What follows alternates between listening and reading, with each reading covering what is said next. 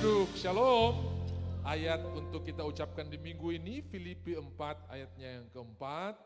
Bersukacitalah senantiasa di dalam Tuhan. Sekali lagi kukatakan bersukacitalah. Mari kita ucapkan bersama-sama 2, 3. Bersukacitalah senantiasa di dalam Tuhan. Sekali lagi kukatakan bersukacitalah. Hafal sekarang, 2, 3.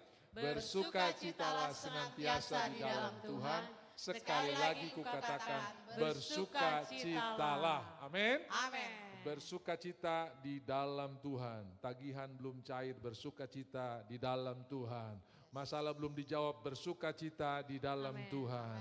Kenapa? Karena di dalam Tuhan ada kepastian. Sekali lagi saudara aminkan statement ini, masalah ada expire-nya, kebaikan Tuhan tidak ada expire-nya.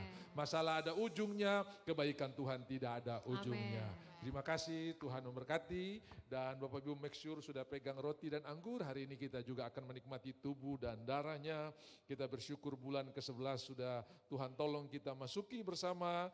Dan saya ajak kita untuk terus fokus kepada Tuhan. Karena tadi saya sudah mengucapkan beberapa ayat di awal daripada khotbah ini, yaitu sebelum ada segala sesuatu firman Tuhan sudah ada. Dan hari ini kita akan belajar Tuhan selalu mengupdate keadaan saudara, melebihi saudara mengupdate keadaanmu kepada Tuhan. Waktu saudara berdoa kepada Tuhan, artinya saudara lagi mengupdate keadaan saudara kepada Tuhan.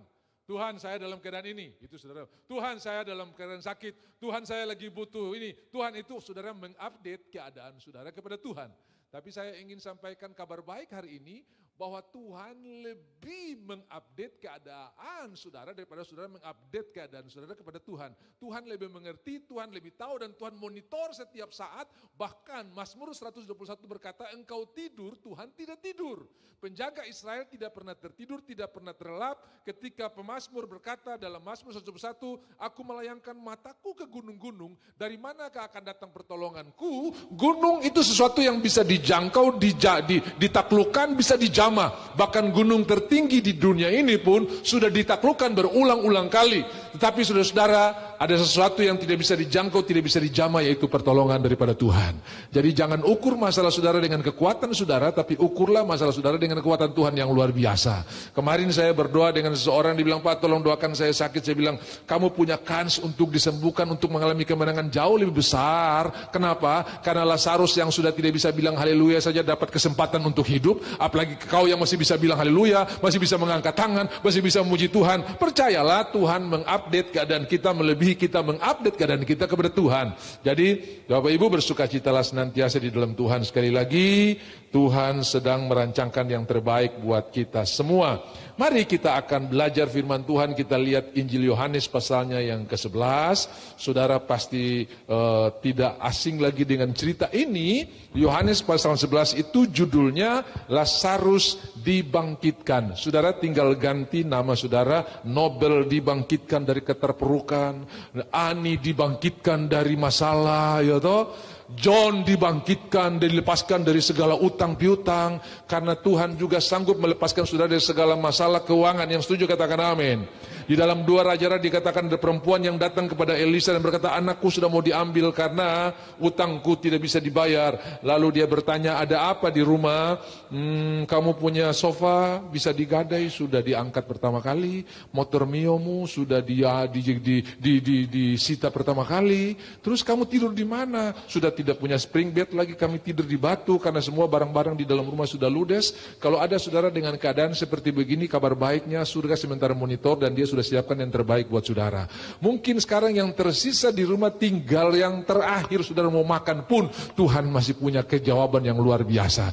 Jadi jangan bilang, oh kalau masih ada cadangan Tuhan bisa tolong, tapi ini sudah tidak ada. Jangan mengukur dengan pikiran saudara, tapi ukurlah dengan Tuhan. Di rumah ada apa? Ada buli-buli yang berisi sedikit minyak, pinjam jerigen dari tetanggamu, jangan terlalu sedikit, pinjam banyak-banyak. Lalu tutup pintu, mulailah engkau tuang. Saudara-saudara, banyak kali pintu terbuka untuk hal-hal yang salah salah membuat kita jadi khawatir.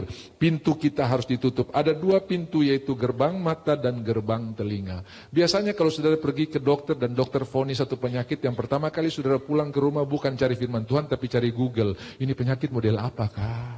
Lalu dia Google, oh betul dia tanda-tanda sama seperti saya. Gerbang mata saudara perlu jaga supaya yang saudara lihat adalah kebaikan Tuhan. Jadi aduh kayaknya ini umur yang mulai di atas 50 nih mulai konsumsi ini karena saudara rentan terhadap ini. Iya saya termasuk di dalamnya nih karena saya sudah 50 ini. Sementara Kaleb berkata saya 85 tahun masih sama kuat seperti 40 tahun lalu mengintai negeri Kanaan. Karena Kaleb punya mata atau gerbang mata tetap dijaga untuk melihat perbuatan Tuhan yang luar biasa. Ya semua bilang eye gate. Sedikit bahasa Inggris saudara ya. Eye gate itu gerbang mata, ear gate. Jadi ada 2 gerbang yang perlu saudara jaga, yaitu apa yang saudara lihat dan apa yang saudara dengar. Eye gate and ear gate. Jadi saudara-saudara, di dalam Amsal pasal 4 dikatakan, my son, dia anakku, berikanlah perhatian buat perkataanku. Nah kalau kata-kata yang berfungsi adalah telinga. Ya, incline your eyes, ya telingamu jangan jauh dari perkataanku. Kita saudara-saudara harus buat perbandingan. Jangan sampai saudara nonton TV One lebih banyak daripada saudara mendengarkan firman Tuhan. Ya, kenapa? Karena itu akan membentuk seluruh kepribadian kita. Apa yang kita dengar itu menentukan kemenangan atau kekalahan. Ya, ketika saudara bergaul dengan orang-orang yang takut akan Tuhan, maka yang saudara alami pasti kemenangan karena yang saudara dengar adalah kemenangan. Saya pernah dengar ada orang tidak harus mati sih, tapi gara-gara dia bergaul dengan orang yang salah, jadinya mati saudara. Jadi dia dibesuk sama teman baiknya, lalu teman baiknya ini rasa simpati, kami turut bersimpati, sakitmu apa? Lalu dia sebutkan nama penyakitnya, dia mata kaget, dia mata melotot, dia bilang begini, sapu teman 3 hari mati sakit ini. Sudah tahu besok orang ini mati karena dia bergaul dengan orang yang salah. Tapi coba dia bergaul dengan orang yang benar, jangan takut, bagi Tuhan tidak ada yang mustahil. Mungkin besok dia harus mati, bisa nggak jadi mati gara-gara dia bergaul dengan orang yang benar. Kenapa?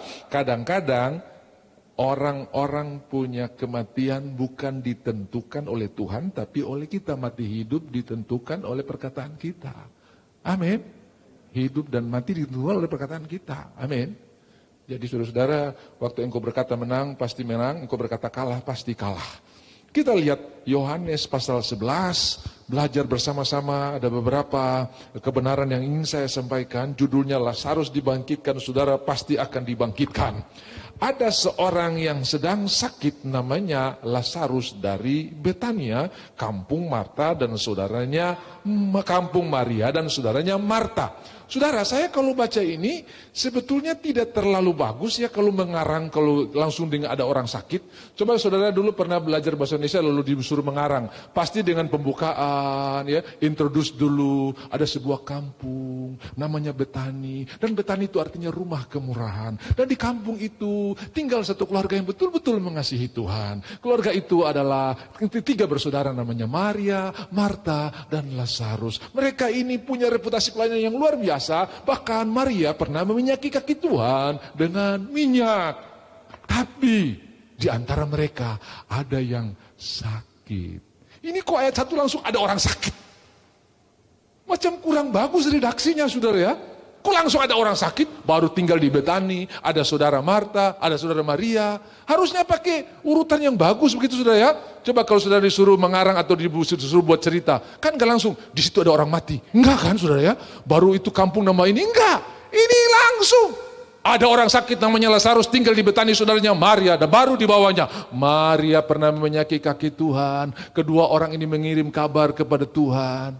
Saya bilang kurang terlalu elok. Tapi setelah saya membaca dan merenungkan dan berdoa, saya mengerti hati Tuhan.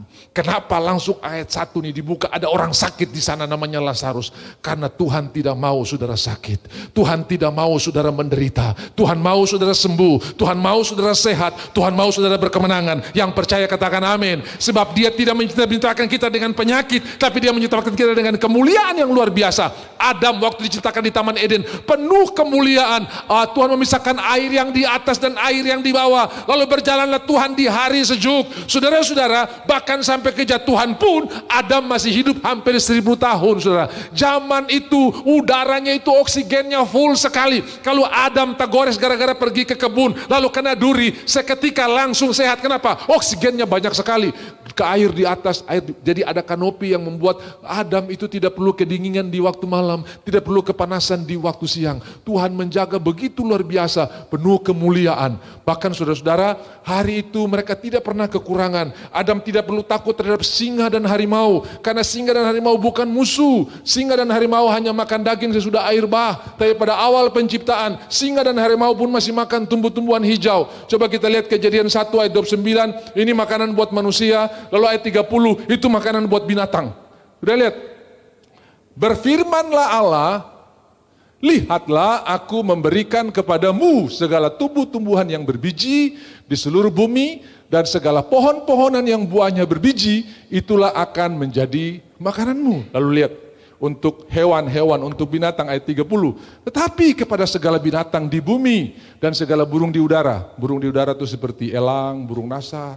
Waktu itu burung nasar belum tangkap kelinci yang lari di lapangan luas. Dia belum tangkap ikan yang ada di atas permukaan air. Belum, saudara ya.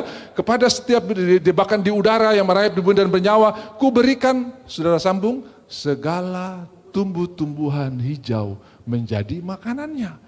Jadi waktu ada Nuh diperintahkan Tuhan untuk membawa sepasang binatang masuk ke dalam bahtera, maka Nuh cuma kasih perintah buat Sem, Ham, dan Yafet anak-anaknya, tolong potong jerami banyak-banyak, karena kita akan kasih masuk binatang-binatang ini sepasang di dalam bahtera, karena singa masih makan rumput hijau. Kalau singa sudah makin daging, lapis Nuh rata, saudara-saudara ya, karena 150 hari mereka lapis Nuh tampias, saudara ya, tapi singa masih makan tumbuh-tumbuhan hijau. Saudara-saudara, pola makan ini berubah, sudah air bah ya. Waktu Tuhan membuka semua air yang ada di atas di langit, semua sampai gunung yang tertinggi di bumi pun tenggelam. Saudara-saudara, kita lihat bahwa apa yang terjadi di Taman Eden ini sangat dirindukan oleh segala makhluk sampai hari ini. Roma pasal 8 berkata, segala makhluk merindukan saat anak-anak Allah dinyatakan. Artinya begini, mereka rindu ada dalam kemuliaan Tuhan seperti di Taman Eden. Lalu Nabi Yesaya menubuatkan pada waktu itu,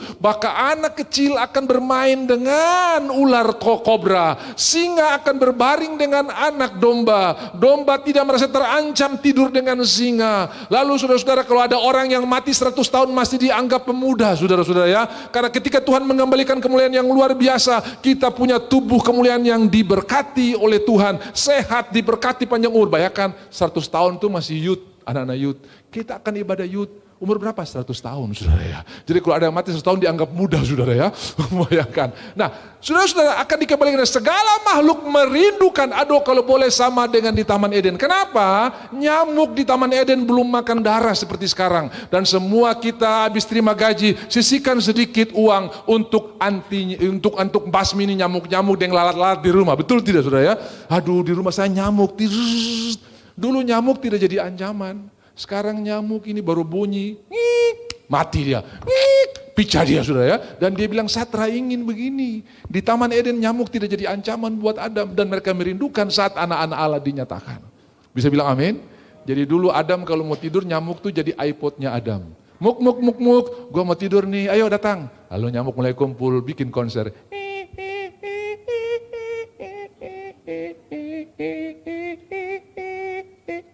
Gitu ya. Tidurlah Adam.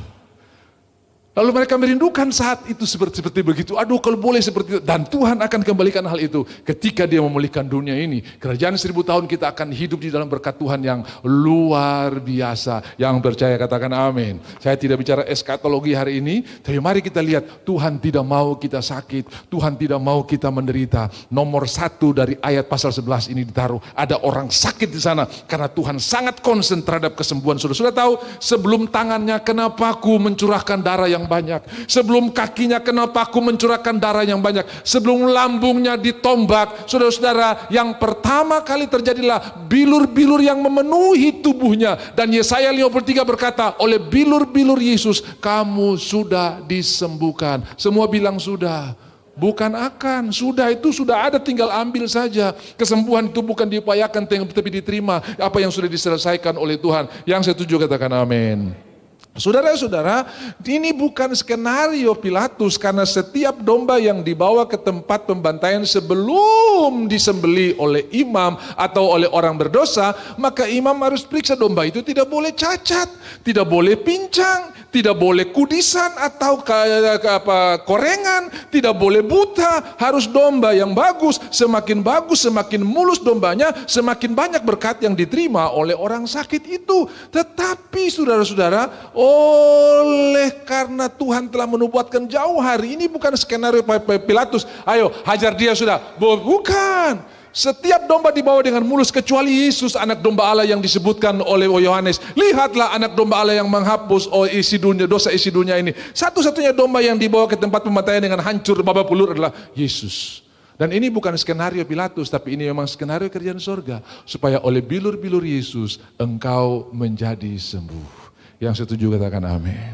Oleh bilur-bilur Yesus engkau menjadi sembuh. Saya bernubuat hari ini, Tuhan akan pulihkan saudara jauh lebih sehat daripada sebelumnya. Tuhan akan berikan kekuatan jauh lebih hebat daripada sebelumnya. Karena ini nomor satu ditaruh. Ada orang sakit di Betani. Dan Tuhan mau kita semua diberkati. Kita semua sehat. Kita semua sembuh. Yang percaya katakan amin. Itu sebabnya setiap kali saudara perjamuan kudus, ingatlah akan aku. Firman Tuhan berkata, ingatlah akan aku. Apa yang kita ingat?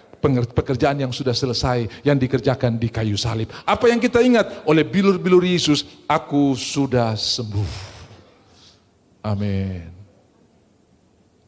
Tuhan sudah menyiapkan yang terbaik buat saudara. Sekarang saudara bukan cuman tahu, tapi saudara percaya. Dan kita perlu berkata dengan hati kita percaya, dengan mulut kita mengaku. Oleh bilur-bilur Yesus, saya sudah disembuhkan. Yang percaya bilang amin. Saudara-saudara yang di rumah dengarkan, bagi Tuhan tidak ada yang mustahil.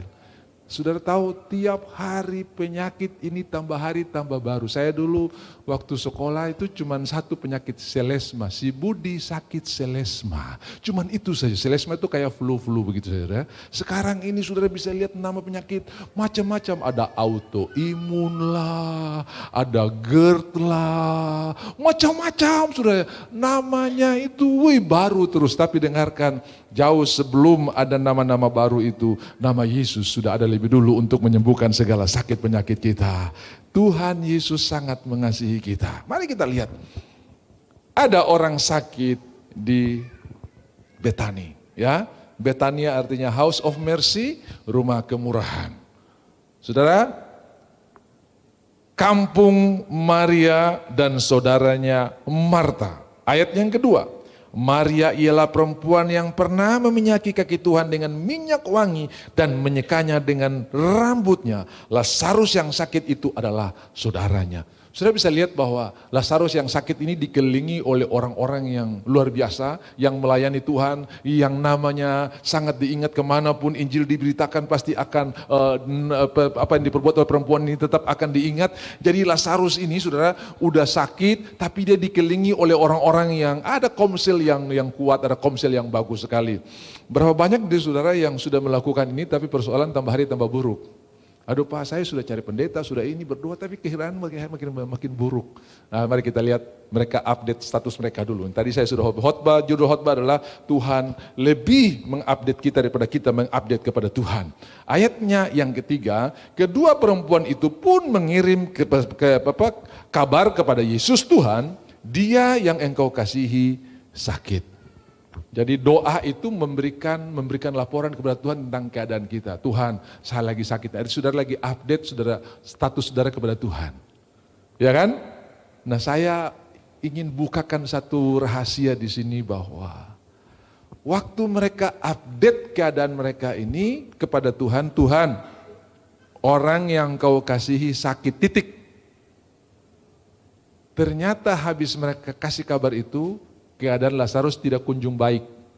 Tambah hari tambah buruk. Cepat kirim messenger kedua. Bilang dia hari ini sutra makan. Kemarin waktu kita kasih berita dia masih makan. Sekarang dia sudah tidak makan. Biasa begitu kan? Kita suka itu. Bagaimana dia? Oh kemarin dia masih, sekarang dia sudah agak lemas. Aduh sekarang ini, sekarang terus pakai oksigen. Sekarang ini, biasa kita update, kalau ada orang sakit kita update terus kan. Nah saudara, waktu Lazarus masih sakit mereka kirim kabar kepada Tuhan, mereka mengupdate keadaan Lazarus kepada Tuhan Yesus. Ternyata keadaannya makin hari makin buruk. Tapi tidak ada utusan kedua yang mereka utus untuk menyampaikan kepada Tuhan. Berita kemarin yang waktu kami sampaikan itu hari Kamis dia masih sakit. Sekarang dia sudah mau makan. Ini hari berikut dia sudah tidak bisa bergerak. Ini kita sudah dorong dia di ICU. Sekarang dia sudah pakai napas bantuan. Itu dokter sekarang suka pakai ventilator. Nah kira-kira saya bilang, loh kita tidak ada update. Tiba-tiba saya Lazarus sudah 4 hari mati. Iya kan? Berarti kita lihat di rumah daripada Lazarus ini keadaan bukan makin hari makin baik, tapi makin hari makin parah. Adakah di antara saudara sini yang bisnisnya bukan makin hari makin baik, tapi makin hari makin parah, dan saudara sudah coba update status saudara kepada Tuhan, Tuhan saya sekarang lagi parah ini, Tuhan saya lagi ini. Dengarkan, Tuhan lebih update keadaan saudara daripada saudara update kepada Tuhan. Buktinya apa? Tuhan berkata kepada murid-murid, mari kita pergi bangunkan Lazarus sebab dia sudah tidur. Berarti tanpa mereka memberikan update keadaan Lazarus kepada Tuhan, Tuhan tetap monitor keadaan saudara, dan dia sudah siapkan jawaban dan jalan keluar yang luar biasa. Yang percaya katakan amin. Dia bukan cuma monitor, tapi dia siapkan jalan keluar yang luar biasa, dan Tuhan tidak pernah kehabisan jalan. Amin. Yosafat pernah kehabisan jalan. Sasu tidak tahu mau buat apa, habis jalan, habis akal, tapi Tuhan tidak pernah kehabisan jalan. Haleluya. Kiri kanan muka belakang boleh tertutup, tapi dari atas tetap terbuka. Dan itu pengharapan kita. Kalau dari atas masih terbuka, bagi Tuhan tidak ada yang mustahil. Aduh Bapak dong su kancing sah, tapi bisa lari sana lari sini, muka belakang suta kancing. Dengarkan, orang bisa pele muka belakang kiri kanan, tapi dong tidak bisa pele dari atas. Siapa yang mau pele dari atas? Itu sebabnya Yakobus 1 ayat 17, semua anugerah yang sempurna dan pemberian yang baik, tolong ditayangkan, datangnya dari atas. Semua bilang dari atas. Yakobus 1 ayat 17, dari atas tetap terbuka, dari atas tetap mengalir, dari atas tetap tercurah. Oh haleluya, setiap pemberian yang baik dan setiap anugerah yang sempurna datangnya dari atas. Dari mana datangnya? Dari atas. Jadi jangan harap yang dari depan, dari muka, dari belakang, harap dari atas. Waktu kau dapat dari atas, kau bisa dobrak yang di depan, di muka, belakang, kiri, kanan, tampia semua.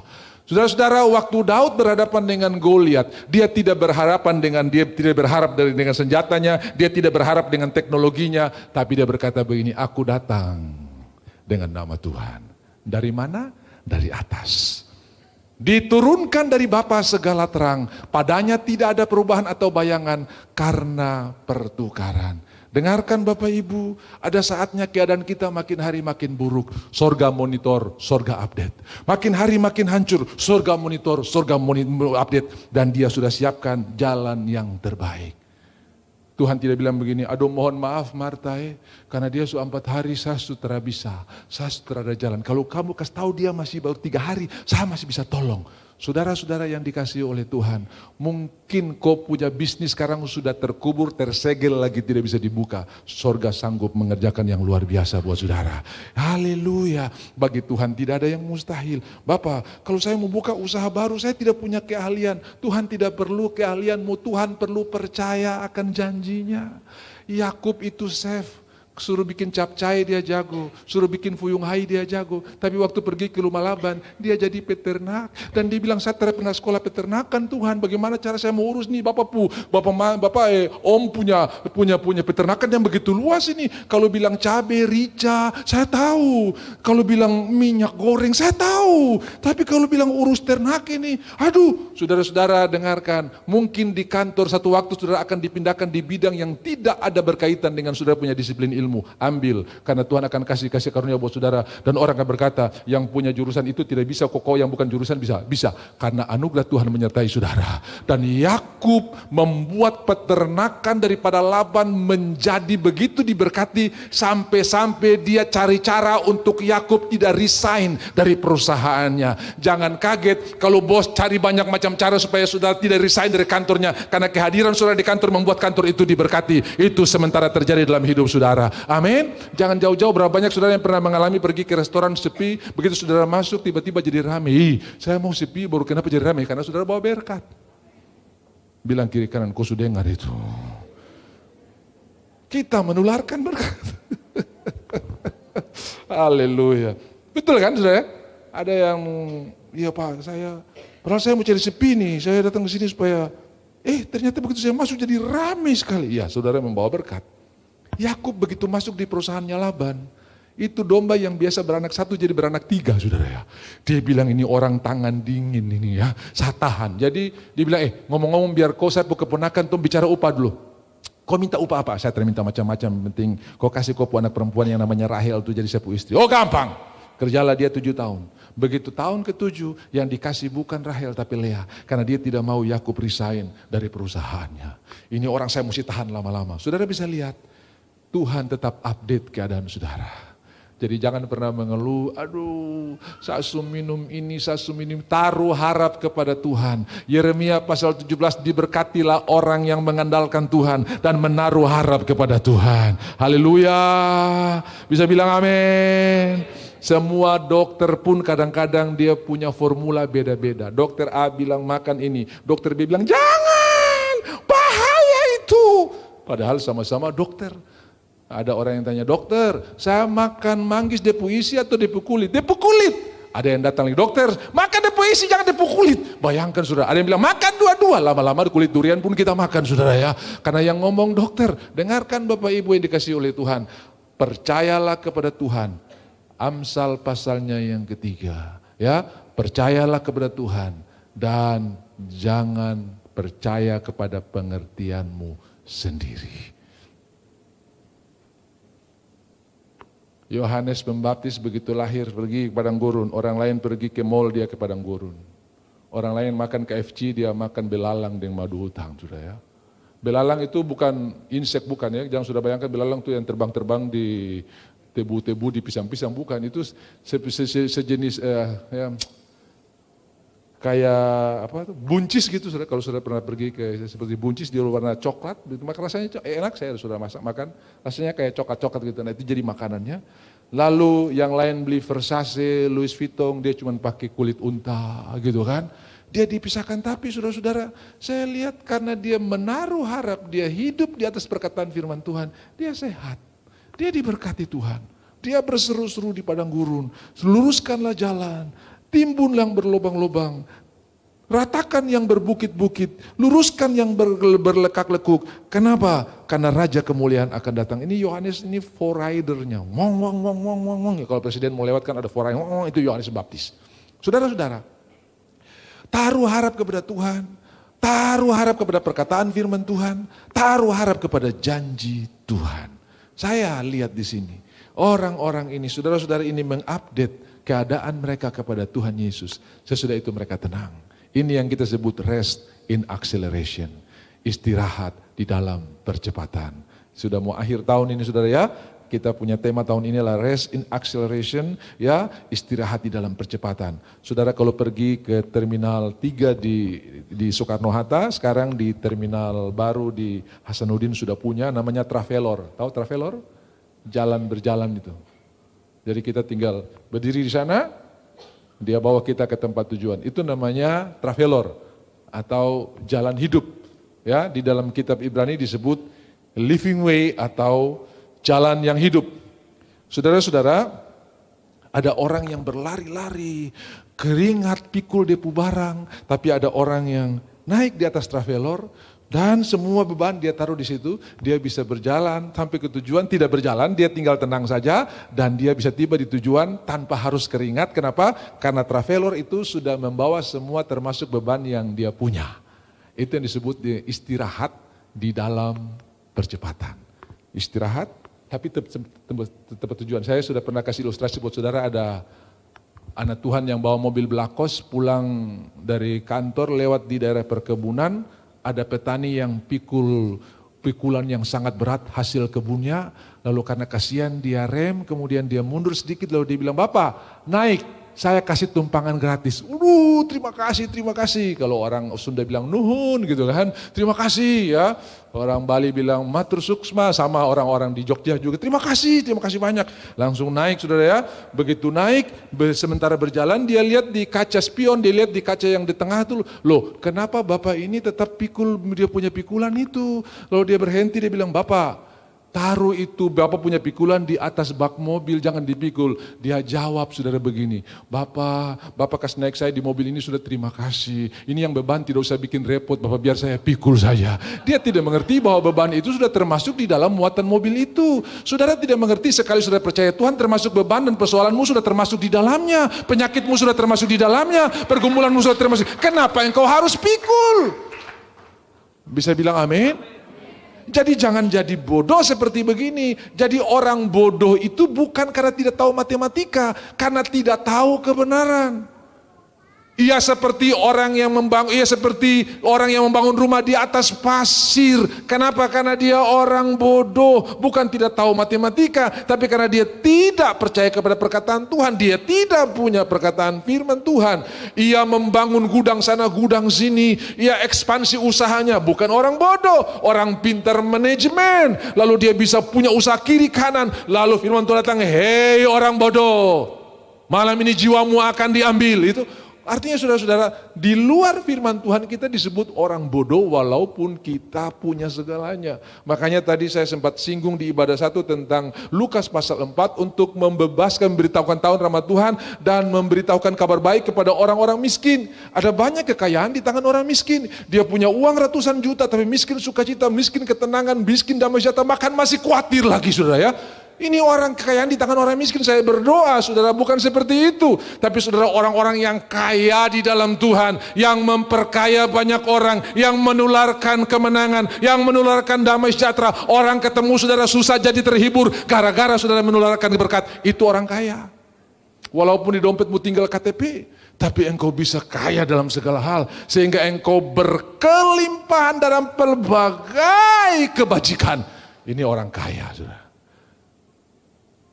Ada begitu banyak orang punya uang tapi dia tidak punya ketenangan. Bahkan kadang-kadang dia mesti beli ketenangan yang cuman sesaat saja. Habis selesai stres lagi saudara ya. Dosisnya ditambah stres lagi saudara ya. Tapi Tuhan tawarkan hari ini, damai sejahtera kuberikan kepadamu. Damai sejahtera bukan diupayakan tapi diterima. Karena Tuhan sudah siapkan. Damai sejahtera kuberikan kepadamu. Saudara jangan praduga terbersalah, saya bukan mantan pemakai, bukan saudara ya. Jangan sampai saudara pikir, pernah tripping dia. Tidak. Layani orang tripping sering saudara ya. Tapi tripping gak pernah saudara ya. Taruh kata pernah juga, Tuhan sudah sembuhkan saudara ya. Tapi saya baru tahu itu istilah itu karena saudara-saudara beberapa tahun yang lalu, saya layani ini orang sampai jam 12 siang, dia mata masih ngotot terus dulu. Kenapa dia segar terus, saya susah capek ini. Oh ternyata dia lagi on saudara ya. Tapi hari itu dia diselamatkan dan Tuhan bebaskan. Yuk kita lihat sebentar dulu. Lukas pasal 4. Lukas pasal 4 supaya saudara mengerti bahwa Tuhan sangat mengasihi saudara. Injil Lukas pasal 4. Lukas itu bicara tentang Tuhan sebagai manusia, Matius Tuhan sebagai raja, Markus Tuhan sebagai hamba, dan kitab Yohanes Tuhan sebagai raja wali. Bermuka singa, bermuka manusia, bermuka lembu, dan bermuka raja wali. Ayatnya yang ke-10, ini Tuhan pulang kampung, ya pulang kampung. Saudara-saudara, dia pergi ke Nazaret lalu seperti biasa masuk ke rumah Tuhan. Kemudian kepadanya diberikan sebuah kitab, lalu ia membukanya dan menemukan nas di mana tertulis ayat 10 dari Lukas pasal 4. Roh Tuhan ada padaku karena ia telah mengurapi aku untuk menyampaikan kabar baik kepada orang-orang miskin. Ini orang miskin ya, tadi bukan tidak punya apa-apa. Bisa saja dia punya segalanya, tapi dia miskin ya. Saudara tahu Herodes itu punya segalanya, tapi dia miskin damai sejahtera. Kalau saudara baca ceritanya, anaknya dibunuh karena ada orang kasih kabar anakmu merebut tahtamu, dia bunuh anaknya.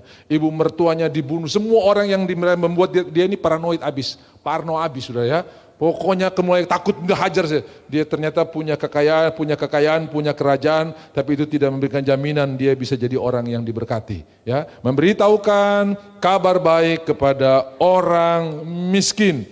Ia telah mengutus aku untuk memberitakan pembebasan kepada orang tawanan. Ada banyak orang tawanan dengan masa lalu, tawanan dengan kebencian, tawanan dengan sakit hati, tertawan dengan kekecewaan. Semua sakit, semua kekecewaan, semua rasa tertolak, semua rasa direndahkan sudah ditanggung oleh Tuhan. Ia diludahi supaya hari ini kita dapat kemuliaan. Iya, saudara-saudara, tidak lagi tergantung. Masa dia terhargai saya ini kan yang tolong dia. Masa dia tidak hormati saya? Tidak lagi sudah cari dari manusia, karena manusia yang sudah cari penghormatan itu tidak bisa tambah umurmu, tidak bisa jawab doamu. Sementara Tuhan yang berikan kehormatan yang luar biasa itu nambah umurmu, jawab doamu, berikan engkau kemenangan, berikan engkau perlindungan. Kepada Dia kita percaya. Yang percaya katakan amin. Ia telah memberitakan pembebasan kepada orang-orang tawanan. Bebas ya, bebas dari masa laluku telah ini. Tuhan membuang segala, tadi Eli sudah baca Mazmur 103, ya, sejauh timur dari barat. Timur barat itu nggak ada ujungnya.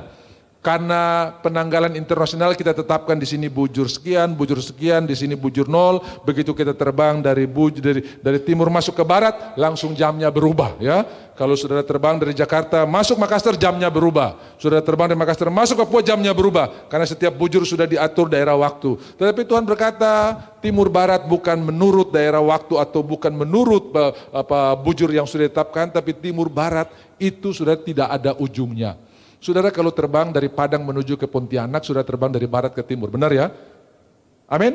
Oh, geografi masih bagus semua saudara ya. Bayangkan peta Indonesia, Pontianak itu ada di timurnya Padang, hampir satu garis khatulistiwa.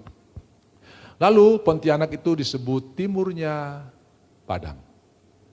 Tapi Pontianak itu jadi baratnya Balikpapan. Balikpapan itu timurnya Pontianak, tapi Balikpapan itu jadi baratnya Manado. Manado itu timurnya Balikpapan, tapi baratnya Sorong. Sorong itu timurnya Manado, tapi baratnya Jayapura. Jayapura itu timurnya Indonesia, tapi baratnya Papua Nugini. Nggak ada ujungnya. Timur barat, Tuhan, saya cari-cari nih, tidak dapat ujungnya. Sejauh timur dari barat, demikianlah Tuhan melupakan segala. Ke dalam tubir laut, Ia membuang segala dosaku. Sudah tahu? Titanic itu tenggelam di kedalaman kurang lebih 4.500 meter di bawah permukaan laut.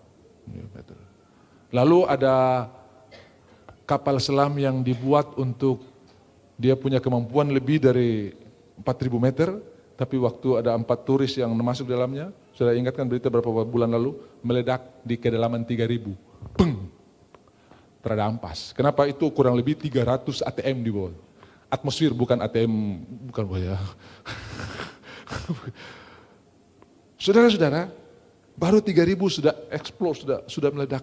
Mau turun ke tubir laut yang orang saya nggak bisa ukur, saudara.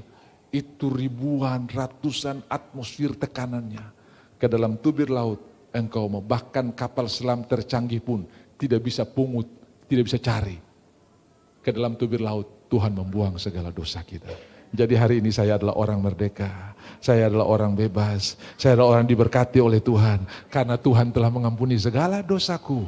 Di dalam nama Tuhan Yesus, terima kebenaran ini untuk memberikan penglihatan bagi orang buta. Saudara yang khawatir masa depan, yang khawatir tentang nanti pensiun bikin apa. Aduh saya tertahu bikin apa, nanti hidup saya bagaimana kalau sudah tidak dapat gaji. Ini orang yang buta tidak bisa melihat masa depan dengan tertawa.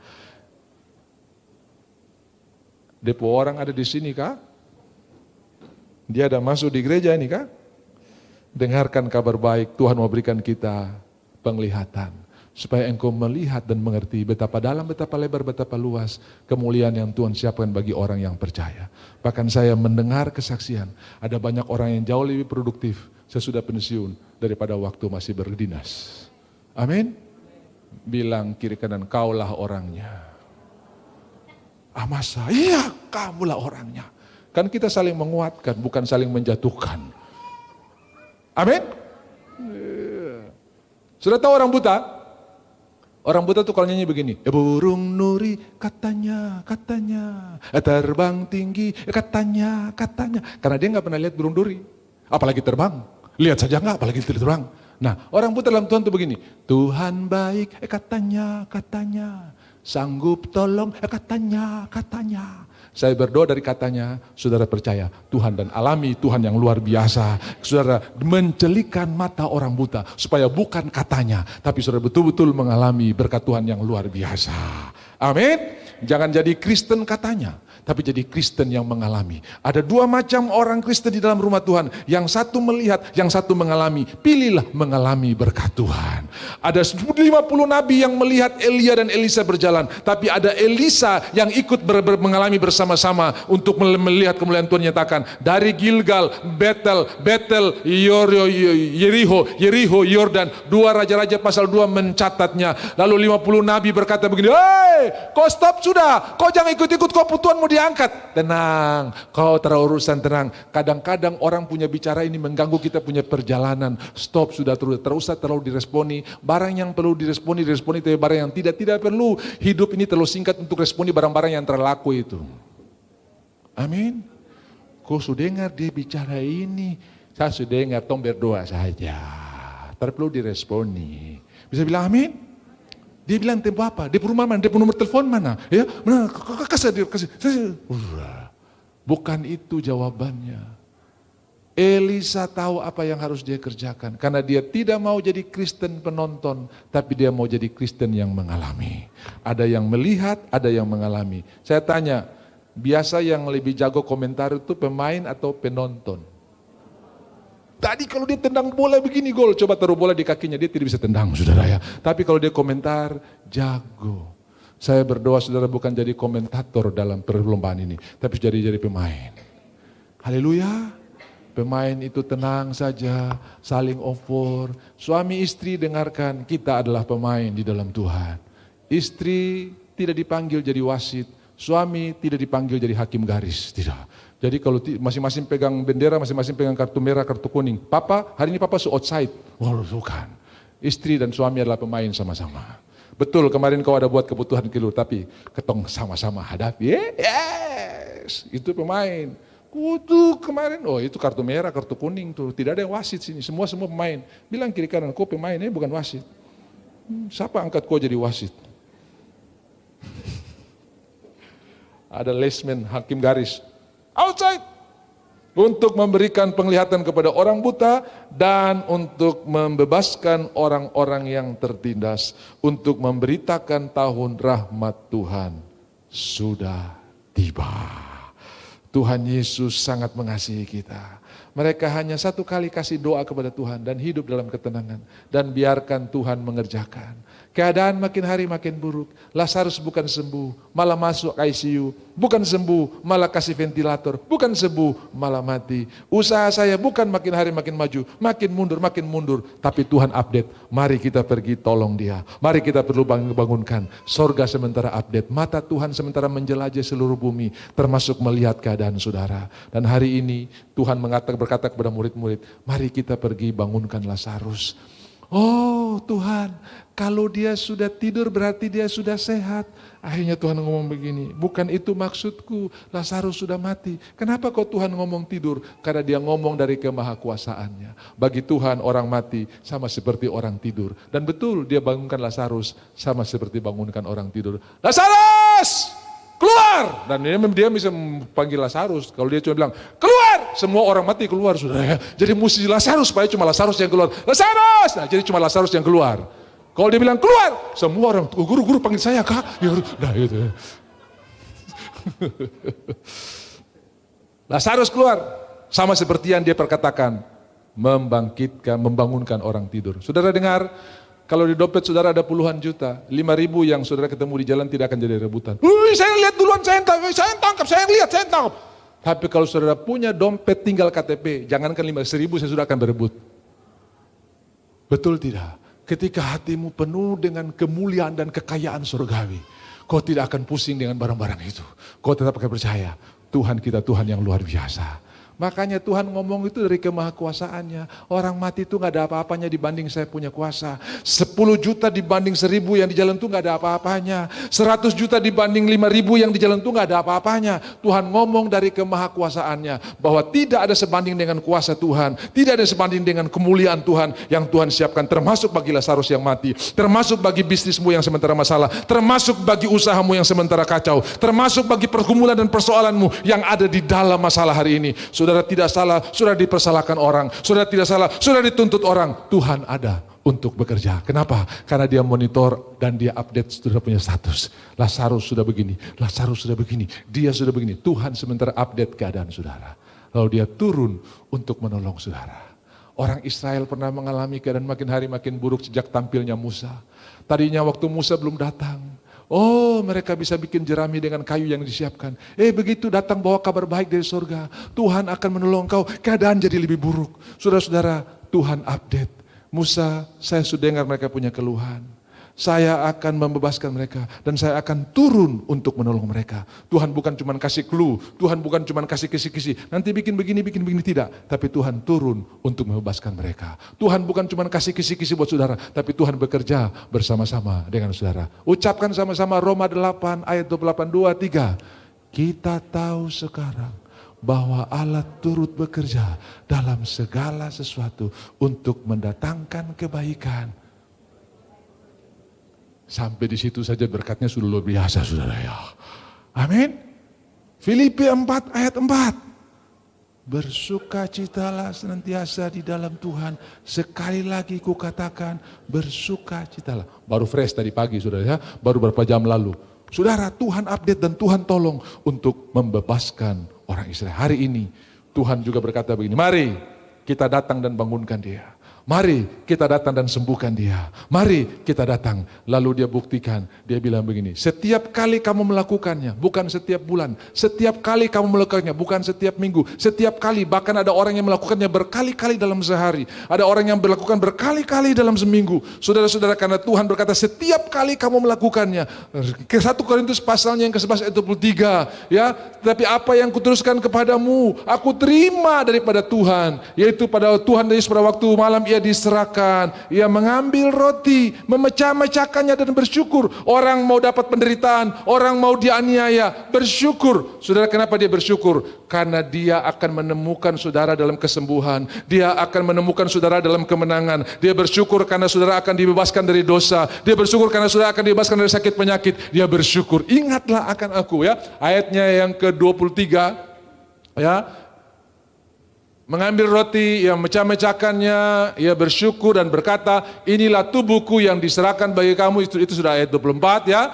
Perbuatlah ini setiap kali kamu melakukannya, kamu mengingat akan aku. Kemudian ia mengambil cawan dan berkata, cawan inilah perjanjian baru yang dimeteraikan oleh darahku. Saudara-saudara, lalu ayat 26, sebab setiap kali kamu makan dan minum cawan ini, kamu menyatakan kematian Tuhan sampai ia datang. Oh, tekannya di 23. Tidak bisa maju-maju kah? Afi maju, 24. Nah, kita lihat ini saya sudah mau masuk di perjamuan kudus. Sebab apa yang telah kuteruskan kepadamu, telah aku terima daripada Tuhan, yaitu Tuhan Yesus pada malam waktu diserahkan, mengambil roti, memecah-mecahkannya, dan berkata, inilah tubuhku yang diserahkan bagi kamu, berbuatlah ini menjadi peringatan akan aku. Ayat 25.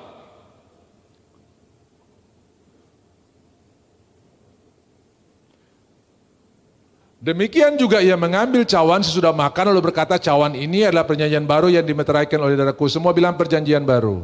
Perjanjian lama kamu harus, perjanjian baru aku akan. Kamu kudus dapat berkat, kamu kacau dapat kacau. Perjanjian baru aku yang menyediakan bagi kamu untuk bisa menang, aku akan berkati kamu, aku akan menyertai kamu. Demikian juga ia mengambil ayat 26 ya.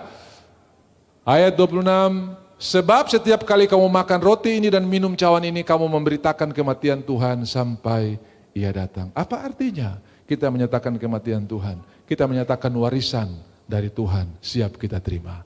Karena Ibrani pasal 9 berkata, satu wasiat baru berlaku kalau pembuat wasiat itu dinyatakan mati.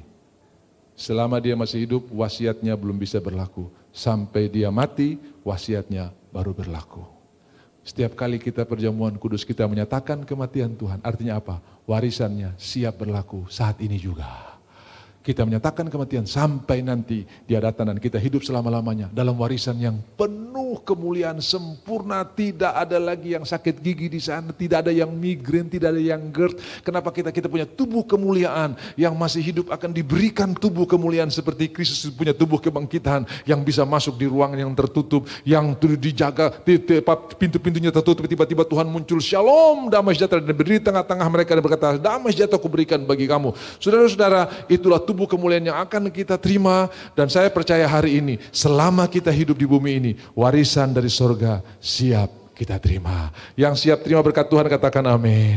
Mari kita bangkit berdiri, pegang roti di tangan kita. Tuhan, obat roti di tangan kami menjadi daging-Mu. Engkau tidak mau kami sakit, Engkau mau kami sembuh. Tuhan, kami percaya ketika jiwa kami disembuhkan lewat kebenaran firman Tuhan, panic attack, rasa tertuduh, rasa bersalah, rasa takut kami telah disembuhkan oleh kebenaran, maka tubuh kami pun akan ikut sehat. Aku berdoa supaya kamu baik-baik saja, sama seperti jiwamu baik-baik. Ketika jiwamu diberkati, hari ini tubuhmu pun akan sehat, akan diberkati oleh Tuhan. Dalam nama Tuhan Yesus, tidak ada yang nama penyakit yang melekat kepada kami. Yang melekat kepada kami adalah kesembuhan, kemenangan, sukacita, damai sejahtera. Tubuh kami akan bersukacita. Kami memuji Tuhan, kami menyembah Tuhan dengan kekuatan yang Tuhan berikan bagi kami. Obat roti di tangan kami menjadi daging-Mu. Waktu kami memakannya, seperti mata dua orang yang begitu kecewa turun dari Yerusalem ke Emmaus. Waktu mereka makan roti yang dipecahkan oleh Tuhan, mereka mendapatkan kekuatan yang baru, bahkan mata mereka terbuka dan mengenal Tuhan. Hari ini mata sudah dibukakan dan melihat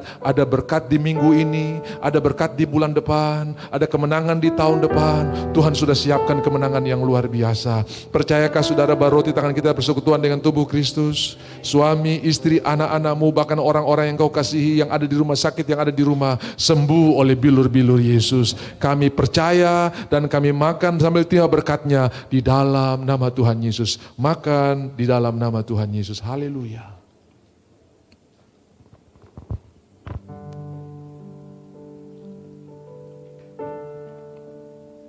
Di mana darahmu tercurah, terorak, ada belas kasihan, ada pengampunan. Ingat, rumah orang Mesir ada tangisan, tapi rumah orang Israel ada sorak-sorai. Yang penting ada tanda darah di depan, tidak ada kematian di rumah itu. Malaikat tidak cek di dalam ada penyembahan atau tidak, di dalam ada baca Alkitab atau tidak. Saudara, asal melihat tanda darah, mereka luput dari semuanya. Hari ini saya percaya oleh karena kebaikan Tuhan, saudara luput dari segalanya. Dan itu sebabnya kita memuliakan Tuhan karena kebaikan Tuhan yang luar biasa. Obah anggur di tangan kami menjadi darah-Mu. Bahkan segala penyakit yang ada di darah kami, hasil cek darah kami, hasil tes darah kami, hari ini sembuh oleh darah Yesus.